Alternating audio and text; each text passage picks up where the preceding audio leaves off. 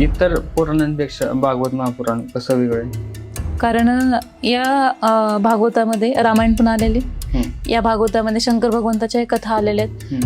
पूर्ण 24 अवतार जे आहेत ते सगळे याच्यामध्ये भक्ती माता म्हणजे भक्ती संतांकडे येते आणि त्यांना म्हणते की मी कुठं बसू. तर त्यावेळेस सनकादिक म्हणतात की जो भगवंताचा भक्त आहे त्याच्या मनामध्ये तू बस. तू जर त्याच्या मनामध्ये नसशील तर त्याला देव प्राप्त होणार नाही. म्हणून भक्ती श्रेष्ठ आहे.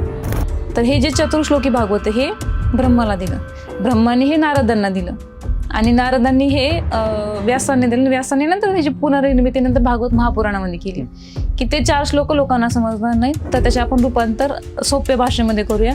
मग ते 28,000 श्लोकांमध्ये गेले. अहो भजनभूषण म्हणजे तुम्ही भजनभूषण करत पूर्ण जगामध्ये 13 लोक्यामध्ये फिरता. तुमच्या पाहायला नव्हते का तुम्ही? ते म्हणतात की मी नरकात जाईल पुन्हा. ते नंतर मान्य करतात आणि त्यावेळेस गोपिका आपल्या पायाची धूळ काढून श्रीमद भागवत महापुराण म्हणजे तेने वाङ्मय मूर्ती प्रत्यक्ष वर्तते हरी.